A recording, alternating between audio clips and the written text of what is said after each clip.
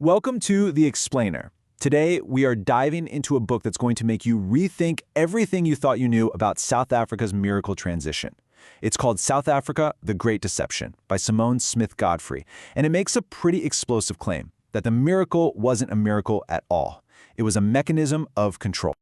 So, let's go back to 1994. You remember it, right? The world was just captivated, watching South Africa's peaceful transition to democracy.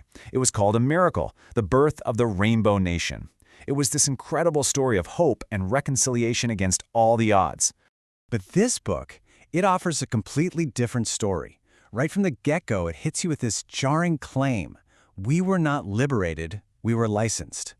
Wow. That one sentence just sets the stage for a total re-examination of the last 30 years. And that really gets us to the core thesis of the book. What if that celebrated miracle was actually a mechanism, a meticulously designed blueprint of containment that wasn't about handing over power at all, but about preserving the old economic system under a new political face? So, the author frames this entire argument not as some wild conspiracy theory, but as a continental audit. Think of it like a systematic, no-holds-barred review of a promise that she argues was never actually meant to be kept. So, first up in this audit, the money. The economic deception. The book lays out how a really sophisticated blueprint was put in place to keep economic control exactly where it was, all behind the curtain of political change. Now, on the surface, the numbers, they look pretty good. Between 1994 and 2024, South Africa pulled in somewhere between $160 and $180 billion in foreign direct investment. That's a huge amount of money. But that brings us to the million-dollar question, or I guess the $180 billion question. What did all that cash actually build? Was it building a nation, or was it building something else entirely? Well, according to the book, this investment wasn't designed for national development at all. Nope. Instead, it built these perfect little corridors for extraction, logistics for foreign companies, retail chains owned offshore, and financial systems that made sure profits could be whisked out of the country, no problem. The book has a name for this. It calls it weaponized infrastructure. The argument here is that key infrastructure like ports and rail wasn't just neglected. It was actively designed to serve global supply chains first, which in turn locked in dependency instead of building up local industries. Now, this economic strategy couldn't work on its own. It needed a second pillar to support it, the hollowing out of the state institutions themselves. The book argues these institutions weren't really reformed, they were just repurposed. And you can see the stark contrast right here. The promise was transformation, right? But the reality, the book claims, was containment. Instead of building new systems, old ones were just given a new coat of paint. Instead of empowering real strategic thinkers, ceremonial figures were put in charge. The result wasn't renewal, it was decay from the inside out. So how did this happen? The book points a finger directly at cadre deployment as the main tool for this hollowing out.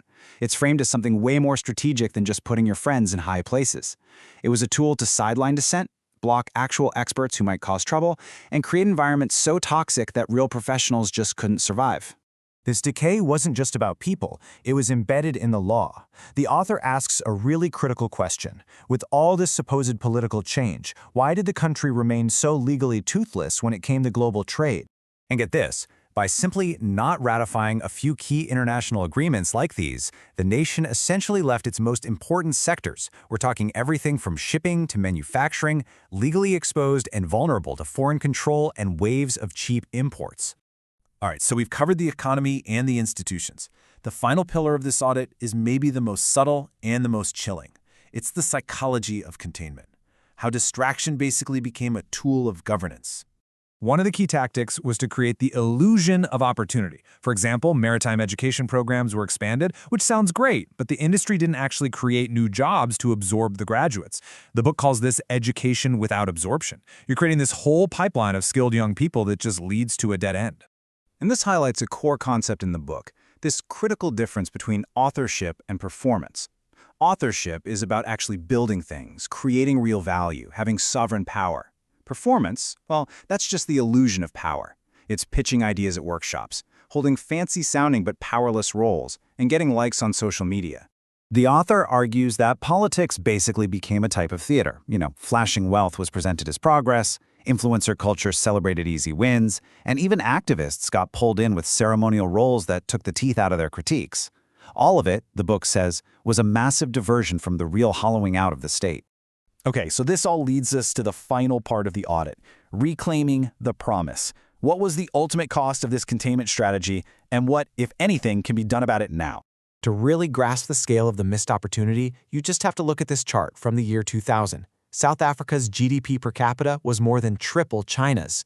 It had the infrastructure, the capital, everything it needed to become a genuine leader for the entire continent. And this is the book's ultimate gut punch of an argument. That this incredible potential wasn't just squandered. It was, the author claims, deliberately contained. South Africa was actively redirected to make sure a true African powerhouse, one that could write its own rules and challenge the global order, would never emerge. But the book doesn't just leave you in despair. It actually offers a blueprint for how to fix this. It calls for a return to what it calls sovereign authorship, for restoring integrity to institutions, for building new alliances across the continent, and, critically, for creating real pathways for young people to move from education into real, meaningful careers. Ultimately, it feels like a call to action. It's written for every person inside the system who sensed that something was deeply wrong, who refused to just play the game and perform, and who are now ready to reclaim that unfulfilled promise. And so, the book leaves us with one final, unavoidable question. The audit of the past is complete. The deception has been laid bare. So now, who is going to author the correction?